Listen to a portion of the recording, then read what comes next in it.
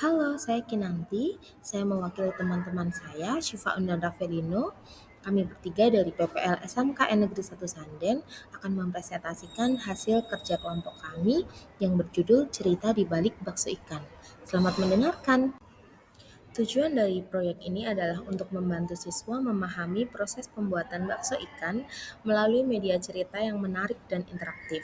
Siswa akan belajar untuk menyusun narasi proses pembuatan bakso ikan dalam bentuk multimedia, menggabungkan teks, gambar, suara, dan video untuk menyampaikan pesan secara efektif.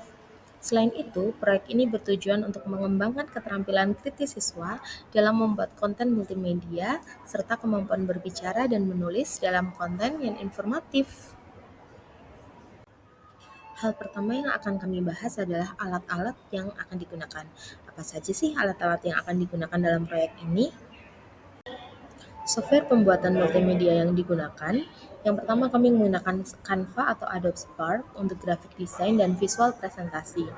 Selanjutnya kami juga menggunakan iMovie atau Windows Movie Maker untuk mengedit video. Sedangkan untuk perangkat keras kami menggunakan laptop atau juga bisa menggunakan HP, lalu mikrofon untuk audio recording atau perekaman suaranya, dan kamera atau dari HP untuk pembuatan video. Sumber daya tambahan yang dibutuhkan, yang pertama pastinya resep bakso ikan, dan yang kedua koleksi suara dan musik bebas hak cipta. Selanjutnya kita akan membahas langkah-langkah produksinya. Untuk langkah persiapan, siswa dibagi menjadi beberapa kelompok. Lalu mereka membuat storyboard yang menjelaskan alur cerita. Langkah selanjutnya adalah pembuatan konten, yaitu yang pertama merekam video proses pembuatan bakso ikan di laboratorium, yang kedua ambil foto close up setiap langkah, dan yang terakhir catat informasi penting atau wawancara siswa yang terlibat di dalam setiap proses produksi. Langkah selanjutnya adalah penyuntingan dan penggabungan. Siswa menggunakan perangkat lunak video editing untuk menyusun semua elemen, yaitu teks, gambar, audio, dan video menjadi satu kesatuan cerita yang utuh. Selanjutnya, melakukan revisi untuk memastikan alur cerita jelas, menarik, dan sesuai dengan tujuan pembelajaran. Langkah kelima adalah presentasi dan umpan balik. Siswa mempresentasikan hasil multimedia storytelling mereka di depan kelas. Setiap presentasi mencakup penjelasan mengenai pemilihan elemen-elemen multimedia yang digunakan dan bagaimana mereka mendukung pesan cerita.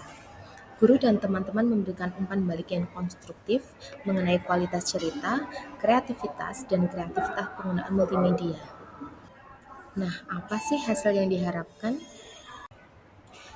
Yang pertama tentunya hasil pembelajaran. Siswa diharapkan dapat mengembangkan keterampilan dalam membuat konten multimedia yang menarik dan inspiratif, serta memahami cara menyampaikan informasi dengan cara yang lebih hidup dan menyentuh.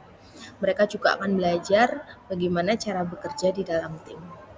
Yang kedua adalah kreativitas. Setiap kelompok akan menghasilkan sebuah video multimedia storytelling yang menyajikan cara pembuatan bakso ikan.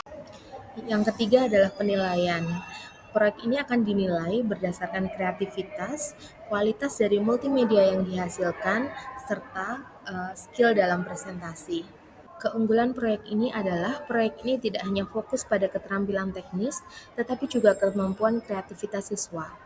Video storytelling yang dihasilkan menjadikan siswa belajar mendokumentasikan hasil kerja praktikum mereka dalam bentuk media yang interaktif. Keunikan dari proyek ini adalah proyek ini menjadikan proses pembelajaran lebih menarik dengan memadukan narasi cerita dan visualisasi proses produksi secara nyata. Siswa akan belajar membuat konten yang kreatif dan interaktif. Demikianlah presentasi dari kelompok kami. Terima kasih ya sudah mendengarkan. Sampai bertemu di video-video selanjutnya.